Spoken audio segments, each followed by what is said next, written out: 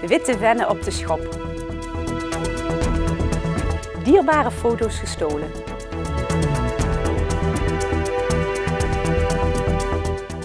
Het is vandaag 3 mei. Dit is het Pelemaasjournaal.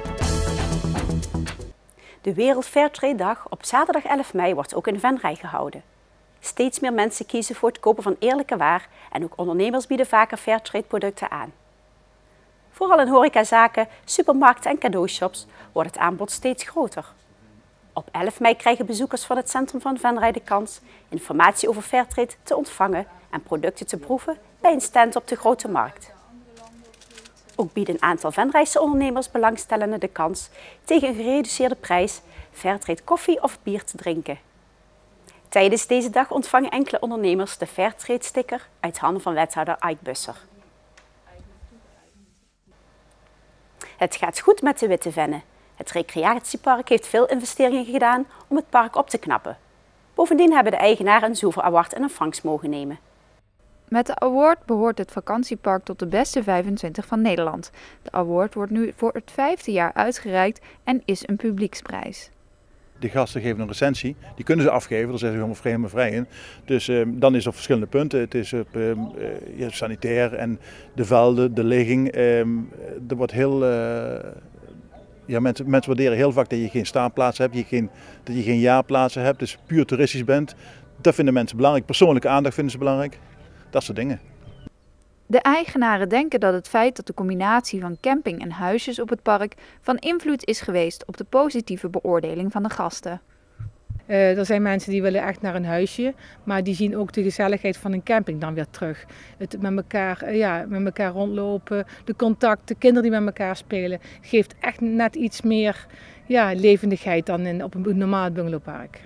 De prijs voelt voor de eigenaren Henk en Lidie Verberg als waardering, want zij hebben in de tijd van crisis flink geïnvesteerd.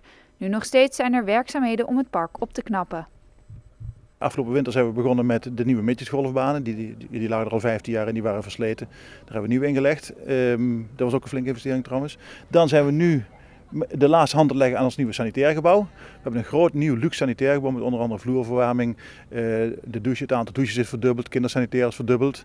We bouwen momenteel nog 14 nieuwe oeverwoningen, luxe woningen. En we zijn een groepje van 5 woningen aan het bouwen voor de verkoop. Die liggen direct aan het water, onze waterwoningen.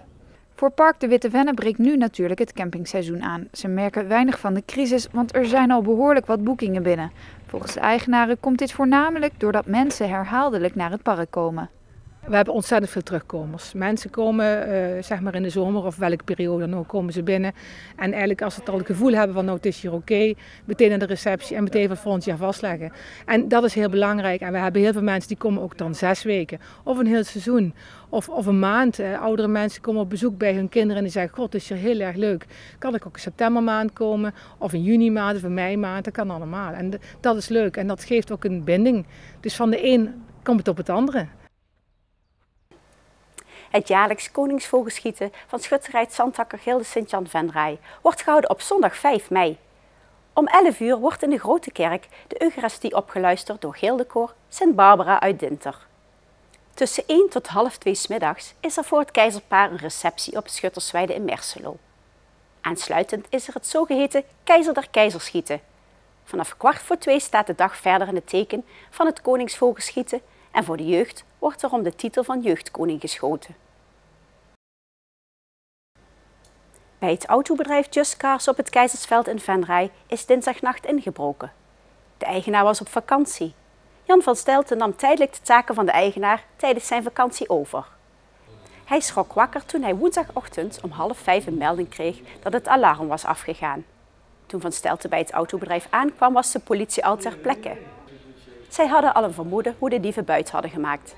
Ze zijn volgens de politie vermoedelijk over het hek heen gekomen, hebben de deur ingeslagen, de ruit van de deur hebben ze ingeslagen.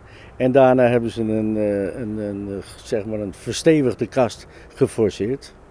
En daarna is de kluis weggehaald. Wat zat er allemaal in? Daarna hebben ze de kluis weggehaald en in die kluis zaten daar documenten in. Maar wat voor de eigenaar wel van belang was, er zaten ook foto's in en negatieven in van een overleden zoon van hen. De eigenaar hecht veel emotionele waarde aan deze foto's. De familie wenst dan ook dat de inbrekers wellicht meelevend zijn. Wij hopen eigenlijk, en wij zouden graag een oproep toe doen, doe ik tenminste namens de eigenaar. Degene die dit gedaan heeft, heeft niets aan die foto's, heeft niets aan die negatieve, is van grote emotionele waarde voor de eigenaar, meneer Michiels, van dit pand. Ja. Deponeer ze in de bus of stuur ze op of dergelijke dingen meer, maar als het kan, geef het terug. Tot zover dit PLMH-journaal. Tips kunt u mailen de redactie. Deze uitzending wordt herhaald tot morgen 12 uur 's middags.